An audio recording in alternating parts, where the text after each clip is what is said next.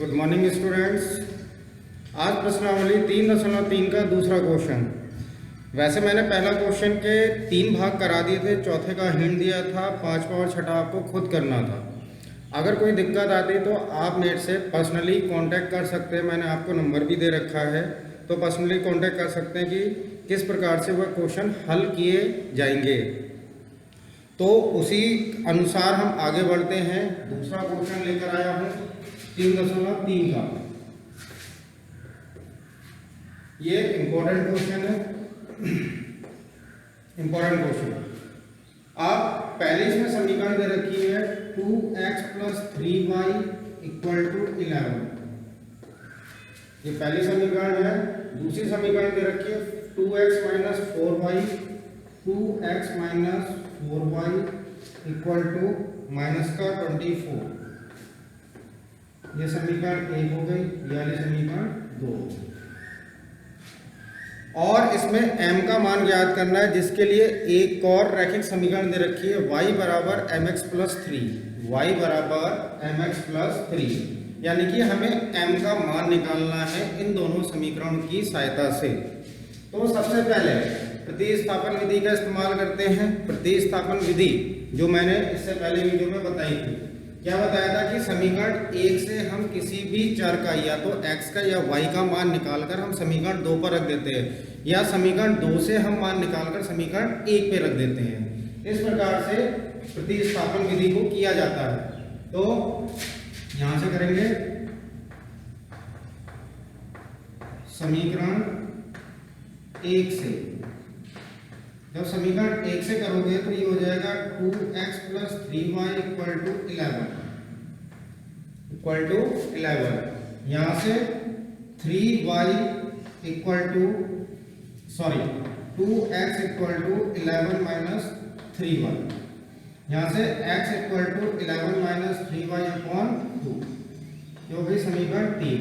ठीक है, हमने समीकरण 1 से हमने किसका मान निकाल लिया? x का मान निकाल लिया। अब x का मान हमें कहाँ रखना है? समीकरण 2 पर। तो x का मान समीकरण 2 में रखने पर ठीक हो गया। x का मान, जो हमने x का मान निकाला वो किस पर रख देंगे? समीकरण 2 पर। तो ये हो जाएगा 2x की जगह आ जाएगा 11 - 3y/2 माइनस का 4y = -24। ठीक हो गया। हमने x की जगह पर क्या रख दिया? 11 - 3y/2। यहाँ से 2 से 2 कैंसिल हो गया, ये बचा 11 - 3y माइनस का 4y = -24। ठीक हो गया। ये हो जाएगा 11 - 7y = -24। ठीक है। अब हम क्या करेंगे? 11 का पक्षांतर करेंगे 24 की तरफ। तो ये हो जाएगा आपका माइनस का 7y = -24 माइनस का 11 माइनस का 7y = माइनस माइनस क्या हो जाता है? प्लस हो जाता है। ठीक है, तो ये हो जाएगा माइनस का 35। माइनस से माइनस कैंसिल, 7 × 5 = 35। y = कितना आ गया? 5। ठीक है। अब y का मान कहाँ रखेंगे? समीकरण 3 पर। तो y का मान समीकरण 3 में रखने पर ठीक हो गया। y का मान किसमें रखा? समीकरण 3 पर। जब y का मान आप समीकरण 3 पर रखेंगे तो x बराबर हो जाएगा x = 11 - 3y/2। ये हो जाएगा 11 - 3y, y की जगह क्या आ जाएगा? 5, क्योंकि y की वैल्यू हमने 5 निकाली है, /2। ये हो जाएगा 11 - 15/2। ये हो जाएगा माइनस का 4/2, 2 × 4 = -2। तो हमारे दोनों मान आ गए, x का भी मान आ गया और y का मान भी आ गया। ठीक है। अब हमें निकालना है m का मान। m का मान निकालने के लिए आपको एक समीकरण दे रखी है y = mx + 3।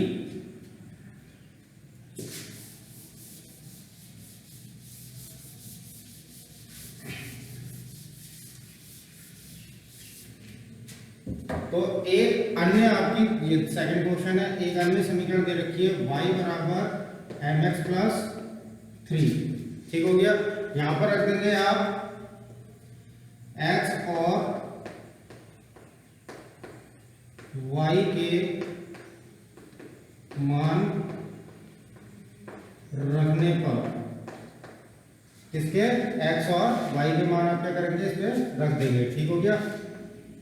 अब y आया हमारा 5 equal to m into minus का 2 प्लस 3।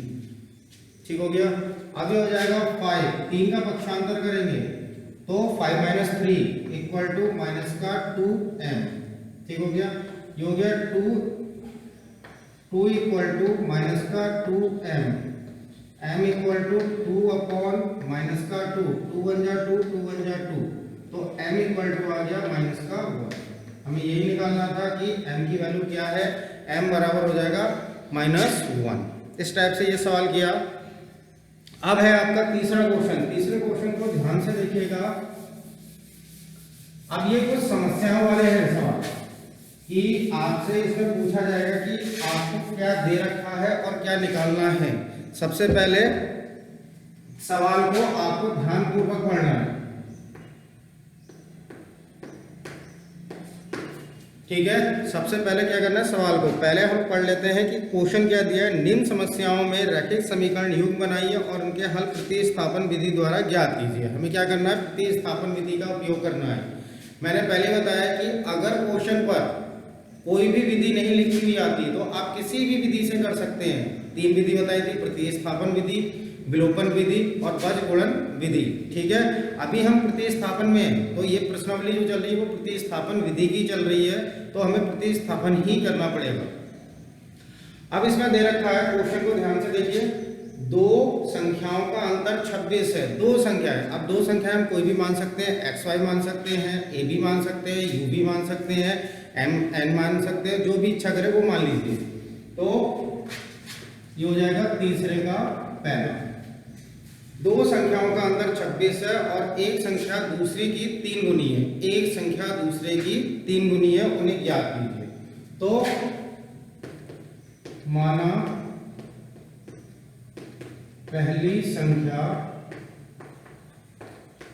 बराबर x, माना दूसरी संख्या बराबर y। हमने दो मान ली। क्या मान ली, पहली संख्या x मान ली और दूसरी संख्या क्या मान ली, y मान ली। अब हमें दे रखा है कि दो संख्याओं का अंतर 26 है। तो दो संख्याएं कौन कौन सी हैं, x और y। इन दोनों का अंतर, अंतर का मतलब होता है डिफरेंस, डिफरेंस माने माइनस। कि अगर पूछा जाता है कि अगर पिता 40 वर्ष के हैं और पुत्री 30 वर्ष की है, दोनों में कितने का अंतर है, तो 10 वर्ष का आ गया अंतर। तो इसी को हम माइनस कर देते हैं कि बड़े में से छोटा वाला माइनस कर दिया। तो प्रथम शर्तानुसार, प्रथम शर्तानुसार,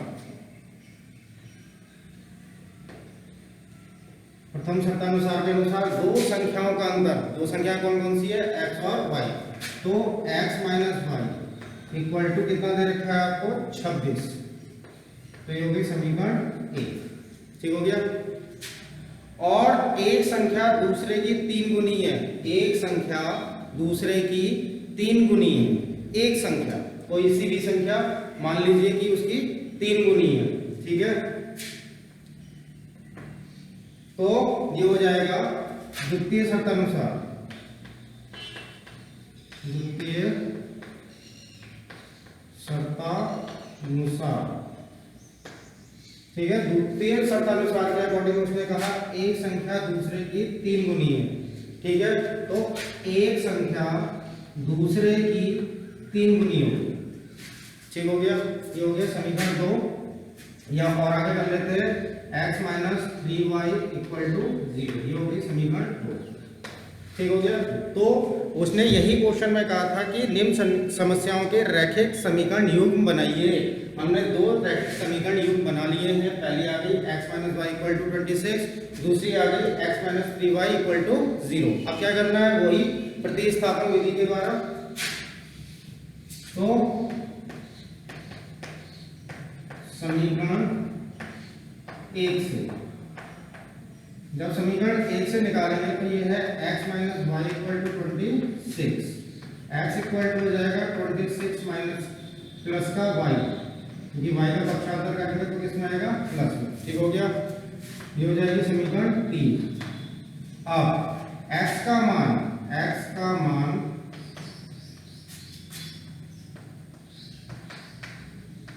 समीकरण 2 में रखने पर, x का मान हम समीकरण 2 पर रखेंगे तो दूसरी समीकरण है x माइनस 3y, तो ये है x minus 3y equal to 0। ठीक हो गया। अब x की जगह ये मान रख देंगे आप, तो ये हो जाएगा x की जगह पे आ जाएगा 26 प्लस y माइनस का 3y इक्वल टू 0, 26 माइनस का 2y इक्वल टू 0, 3 में से 1 जाएगा तो क्या बचेगा 2 और माइनस का बचेगा क्योंकि बड़े अंक के आगे माइनस का चिन्ह है। 2y का पक्षांतर करोगे तो 2y इक्वल टू 26 13, y बराबर आ गया 13। अब y का मान कहाँ रखेंगे आप, समीकरण 3 में, यहाँ पर समीकरण 3 पे रख देंगे y का मान।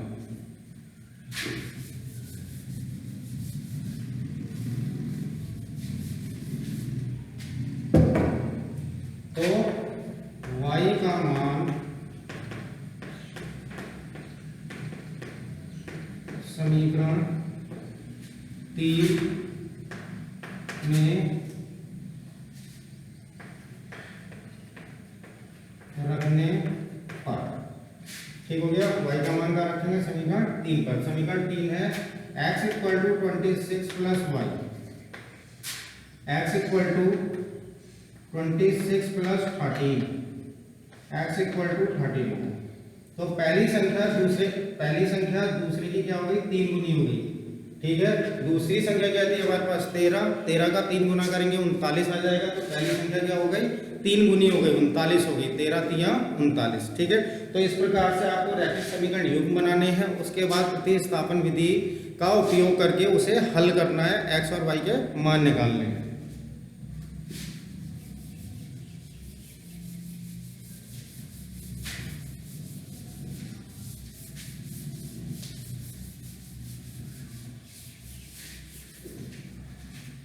अब इसका सेकंड क्वेश्चन है,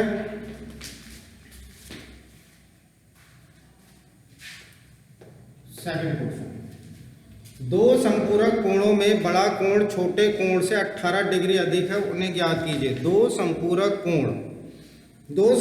कोणों दिन में दे रखा है। तो दो संपूरक कोण, पहले बात तो हमें पता होना चाहिए कि संपूरक और पूरक कोण किसे कहते हैं। तो संपूरक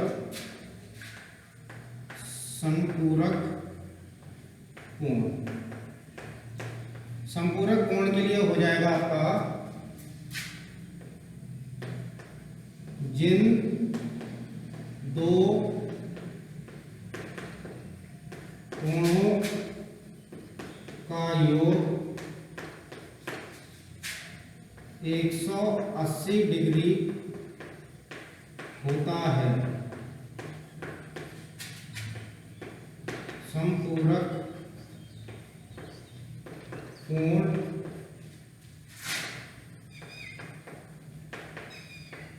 कहलाते हैं। ठीक हो गया। जिन दो कोणों का योग 180 होगा वो क्या कहलाएंगे, संपूरक कोण कहलाएंगे। जैसे कि आपका हो जाएगा 120 और 60, इन दोनों का योग करोगे तो कितना आ जाएगा, 180 आ जाएगा। तो एक दूसरे के क्या हो गए, संपूरक हो गए। दूसरा हो जाएगा आपका पूरक कोण।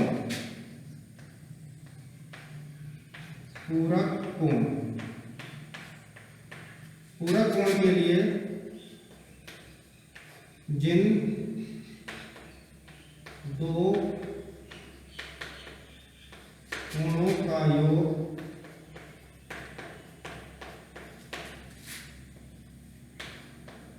90 अंश होता है,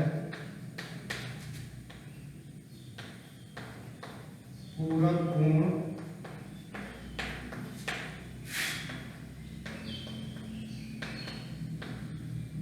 कहलाते हैं। ठीक है। जिन दो कोणों का योग 90 अंश होता है, जैसे कि 30 और 60, 30 और 60, तो ये एक दूसरे के क्या हो गए, पूरक कोण हो गए। इन्हीं को हम कहते हैं संपूरक और पूरक कोण। संपूरक में 180 हो जाएगा, पूरक में 90 अंश हो जाएगा। ठीक है, मतलब कि ये हो जाएगा सप्लीमेंट्री एंड कॉम्प्लीमेंट्री। इंग्लिश में अगर कहा जाए तो supplementary and complementary, complementary and supplementary angle.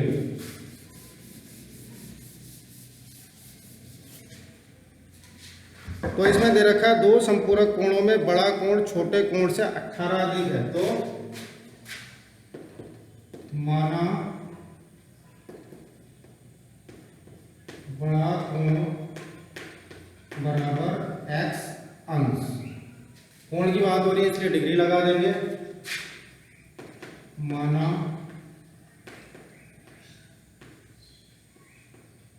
छोटा कोण बराबर y अंश। ठीक है, कोण की बात हुई है। अब प्रथम शर्तानुसार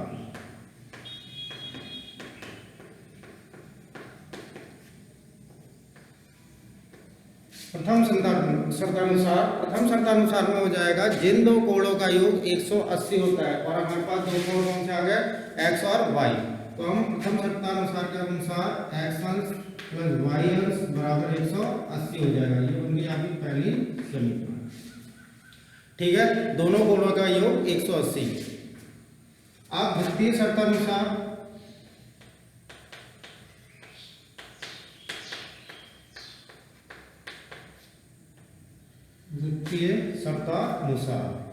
उसने कहा बड़ा कोण छोटे कोण से 18 अधिक है। बड़ा कोण छोटे कोण से 18 अधिक है। ये बड़ा कोण हो गया, छोटा कोण हो गया, 18 अधिक। ठीक है, अब आपने क्या किया कि y में जब 18 जोड़ा, छोटे में जब 18 जोड़ोगे तभी तो बड़ा कोण निकलेगा। अगर बड़े कोण पर 18 जोड़ दोगे तो वो और बड़ा निकल आएगा। बड़े कोण पर 18 जोड़ दोगे तो वो और बड़ा निकल के आएगा, मगर हमने यहाँ छोटा और बड़ा मान रखा है, इसलिए बड़े पे ना जोड़ करके हम किस में जोड़ेंगे, छोटे पर। तो ये हो जाएगा x अंश माइनस का y अंश इक्वल टू 18, समीकरण 2। ठीक हो गया। अब दो समीकरण योग आ गए हैं हमारे पास। फिर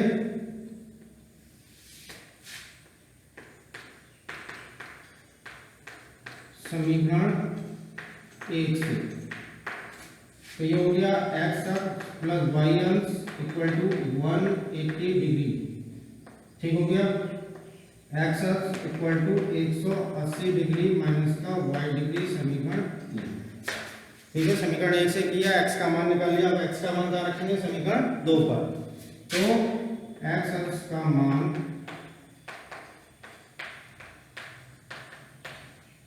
समीकरण 2 में रखने पर। ठीक है, जब समीकरण 2 पर रखेंगे x की जगह पर क्या आ जाएगा, 180 माइनस y। तो ये हो गया 180 माइनस का y अंश इक्वल माइनस। ठीक है, x की जगह पर 180 माइनस y आ गया। अभी हमारे पास माइनस का y एक और है, तो माइनस का y अंश इक्वल टू कितना आ जाएगा, 18।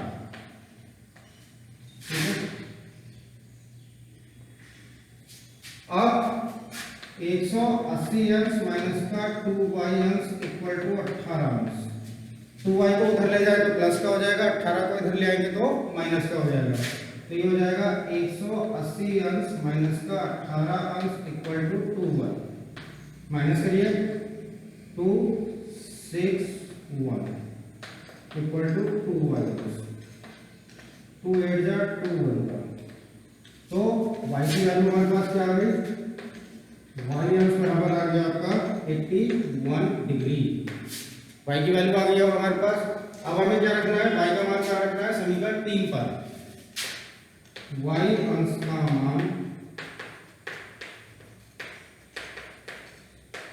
समीकरण 3 में रखने पर। तो ये हो गया x अंश बराबर 180 माइनस का 81। x अंश बराबर 9 17 9। ठीक है। तो बड़ा कोण हमारा आ गया 99 अंश, छोटा कितना आ गया 81 अंश। इन दोनों को अगर हम जोड़ते हैं तो कितना आ जाएगा 180 अंश आ जाएगा, यानी कि ये संपूरक कोण हो गए। और ध्यान दीजिएगा इसमें अगर 81 में 18 जोड़ोगे तो कितना हो जाएगा 99, यानी कि बड़ा कोण कितना हो गया 18 डिग्री अधिक हो गया। इस प्रकार से हमें ये क्वेश्चन करने हैं, तो थोड़ा ध्यान से करिएगा, कुछ कठिन नहीं है। सिर्फ आपको क्या करना है, पहले समीकरण युग्म बनाने हैं,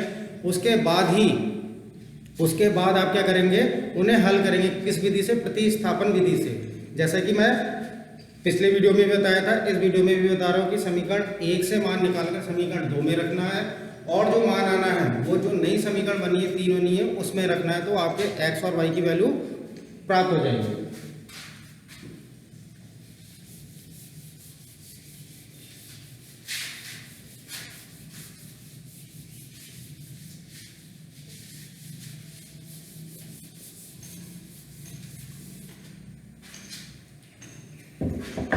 अब बात करते हैं क्वेश्चन नंबर 3 की।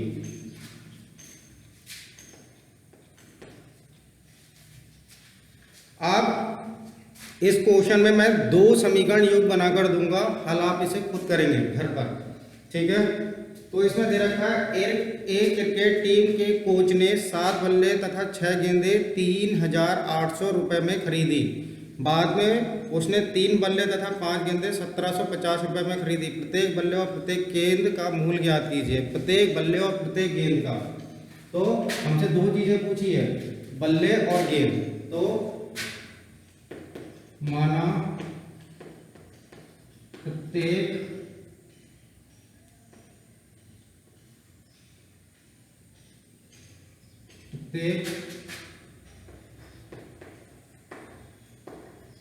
बल्ले की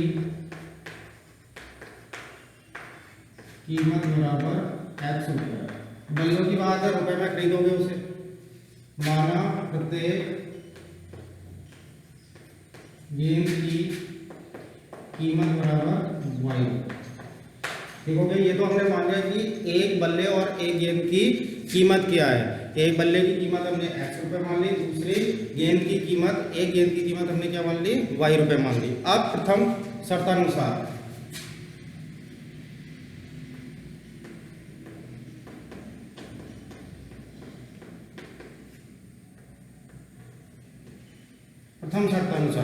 उसने क्या कहा, कितनी गेंदें बल्ले खरीदे 7, और गेंद कितनी खरीदी 6। 7 और 6, तो 7 बल्लों की कीमत बराबर, एक की है x, तो 7 की कितनी हो जाएगी 7x। फिर बल्ले कितने खरीदे उसने 6, वो गेंद कितनी खरीदी 6 गेंदों की कीमत बराबर y है, तो 6y होता है। ठीक है। अब दोनों को मिलाकर उसने 3800 रुपए दिए हैं, मतलब दोनों चीजें खरीदी हैं 3800 रुपए दिए हैं। जैसे कि अगर आप कोई कपड़े खरीदने जाते हैं, जीन्स और टी शर्ट खरीदने अगर गए तो दोनों एक साथ खरीदी ना, तो दोनों को जोड़कर, दोनों के पैसे जोड़कर ही तो आप दुकानदार को पैसे देंगे। उसी प्रकार से हम इसमें क्या करेंगे, 7x + 6y, हम दोनों को जोड़ दिया और कितने रुपए दिए हमने 3800 रुपये। समीकरण ठीक हो गया। अब आता है द्वितीय शर्तानुसार।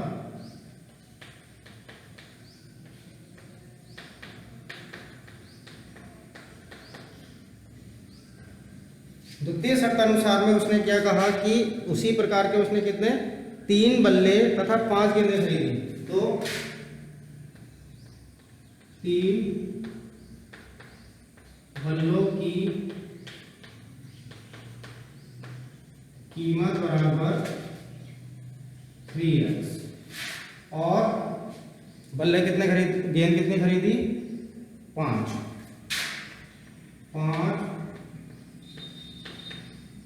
गेंदों की कीमत बराबर 5x। ठीक है। तो 3 बल्लों की कीमत हो गई 3x और 5 गेंदों की कीमत हो गई 3y, क्योंकि y क्या है, हमने क्या माना, गेंद की एक कीमत मानी। ठीक है। अब वही इन दोनों को जोड़कर 3x + 5y इक्वल टू 1750 समीकरण। अब ये मैंने दो समीकरणें बना दी हैं, इसे आप प्रतिस्थापन विधि से हल करिएगा। ठीक हो गया, हल जरूर करिएगा। क्यों?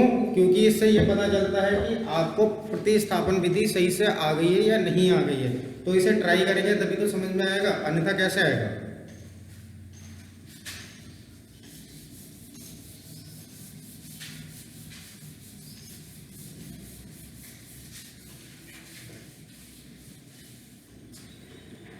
अगला क्वेश्चन है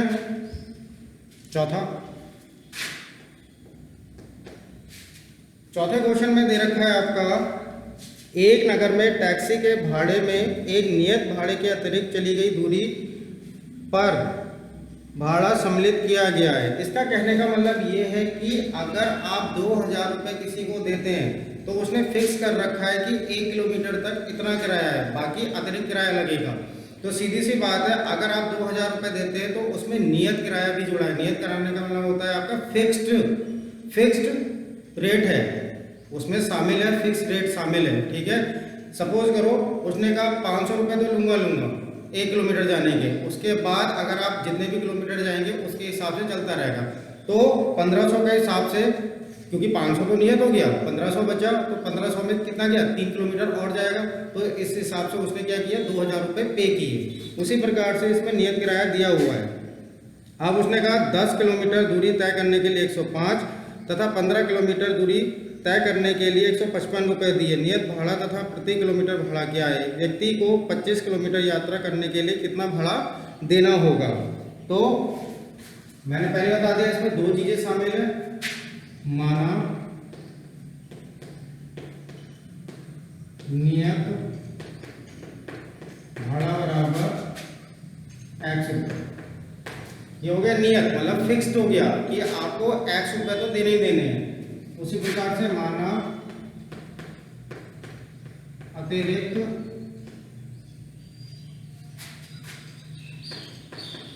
दूरी का भाड़ा बराबर y। अब क्या करना है आपको, एक तो फिक्स हो गया, आप अतिरिक्त जाओगे तो भाई और भी तो लेगा चार्जेस वो। ठीक है, तो ये दो चीजें हमने वाली, नियत और अतिरिक्त। अब उसने कहा 10 किलोमीटर के लिए भाड़ा, तो प्रथम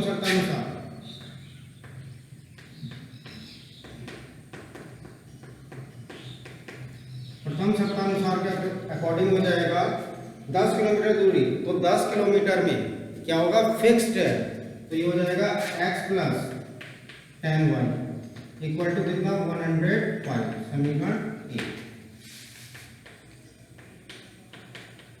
द्वितीय शर्तानुसार x प्लस कितना किलोमीटर गया, 15 किलोमीटर गया, और कितना दिया, 155 रुपये, तो x plus 15y equal to 155 समीकरण 2। अब हमारे पास दो समीकरण आ गई है, हम क्या करेंगे, इससे x और y निकालेंगे। x क्या निकालेंगे, नियत भाड़ा, y क्या निकालेंगे, अतिरिक्त दूरी का भाड़ा। ठीक है, तो समीकरण 1 से, या समीकरण 1 से लिया तो x plus 10y equal to 105, x equal to 105 minus का 10y समीकरण 3। ठीक हो गया। अब x का मान क्या रख देंगे समीकरण 2 में, x का मान समीकरण 2 में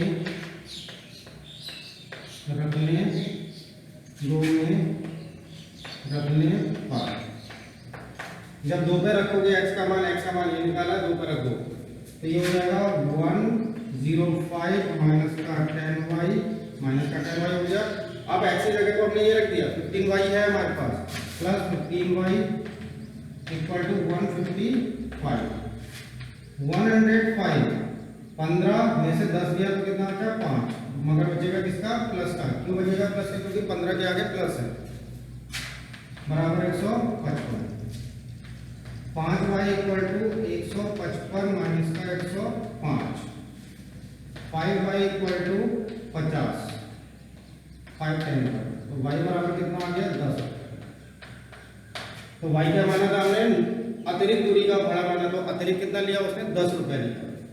अब y का मान